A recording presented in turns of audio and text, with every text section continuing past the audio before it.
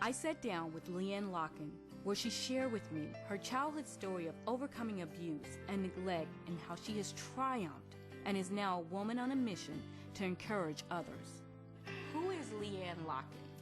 Wow, LeeAnne Locken has been many, many, many things in my life. Right now, LeeAnne Locken is a very happy person. I like that. LeeAnne Locken is very at peace with, I'm really, really at peace with who I am, where I am, what I have, and I'm set to walk wherever God wants me to go.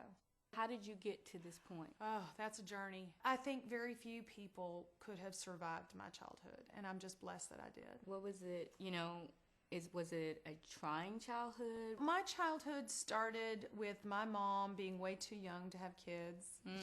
She met her high school sweetheart and wanted to marry him so bad, and he wasn't interested in getting married, and so she decided to get pregnant. Of course, marriages that are based on force they don't last. They don't last. And so they got divorced, and my mother started taking and dropping me off at my grandparents when I was a child, and that was very confusing for me. My mother would drop me off on Friday, and my mother and I would go into the bathroom, and I would say to my mother, please don't leave me here. Crying, screaming. My mom, of course, would eventually peel away and leave. Leave me crying in my grandmother's arms, so that by the time when Sunday came around, my grandmother and I would go in the bathroom. And it just kept on, and finally I think it wore my grandmother out to see me hurt and to see me cry. A 3-year-old shouldn't be put through that. A 3-year-old shouldn't have to. A 3-year-old should have a mom and a dad and be normal, you know. Right. And so finally I hear my grandma's voice when I say it. Margaret Gale, I'm not going in that bathroom with that little girl one more time. You go home, you get her things. She's staying here with me. And I remember I was standing next to my grandma, and she was holding my hand, and she squeezed my hand. I miss her. I understand. She squeezed my hand, and I just thought, this is the first time in my life that I knew someone loved me. The first time I felt loved and I felt wanted. And, a part of that led to the rest of my life's journey of always not feeling wanted. I had a relationship where, I was with him for, 7 years. And one night I got a phone call that was like, if you're there when I come home, I'm going to kill you. Did you see signs of abuse in the beginning? Now I look, hindsight, girls, that's crystal clear, isn't it? Yeah. My fiance came home, and basically I barely made it out of the house. I was running through the garage, and he closed the garage door, and I basically dropped and rolled in my pajamas with 102 fever and was running down the streets in Westlake of Austin. And people were turning their lights out. I was screaming for help. Please help me. He's going to kill me. Please. And it was Christmas time. People were turning their lights out. Finally, I found a house with the lights on, and I ran up to him, and I knocked on the door. And as I turned around to see if he was there, he just cold-cocked me, and I flew into the yard. And he got on my back and started pounding my face into this pebblestone sidewalk. And the family opened the door, and it was a husband and wife and the wife's mother. And the husband was like, man's reaction, I'm going to go get a gun and kill you. You better get off her right now. And he goes, go get the gun.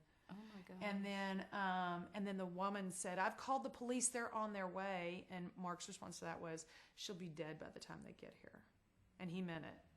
And then the grandmother at that point knew that violence and anger wasn't going to work towards him. And she just literally started begging and literally begged. And literally, I've never heard someone beg for my life. I wasn't even begging for my life. But she was. And she said, whatever she's done to you, son, it's not worth it. It's not worth taking her life. And just begging. And finally, he picked me up by the scruff of my neck and just dropped me and walked away. Went back to our home, took a kitchen knife and knifed all of my clothes on the hanger, 10 garbage bags full of clothes, and took a hammer to my car and the knife to my car and broke every window, broke the wheels on my car, knifed up the inside of my car. My car was destroyed. And you look back and you go, that could have been me. Mm-hmm. I mean, I'm sitting at that, and the sad part is they brought me in their home, and I'm sitting at their kitchen table, and they put their robe, they put their clothes on my back. They put their robe on my back to warm me up. You. Yeah, and she hands me her kitchen towel and to put on my face, and I go, no, I don't want to bleed on your nice towel. And she said, it's a towel. Yes. And at that point, it hit me. I don't value myself as much as I value a stranger's kitchen towel. My life has to change. My life has to change.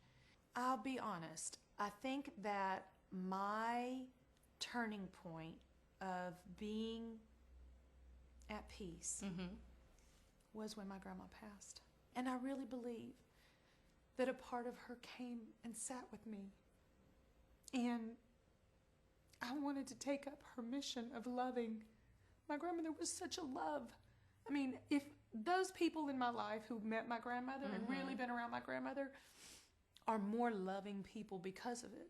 Because my grandmother just believed in agape. And she didn't, no matter what you came at her with, she loved you. It didn't matter how you approached her. She offered love. And then that's when I started doing the positive post on Facebook every morning.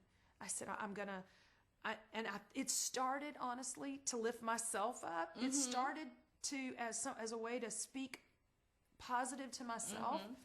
And then, I grew from one page with 5,000 friends to 2 pages with 10,000. And then everyone just said, I love your page. I love your post.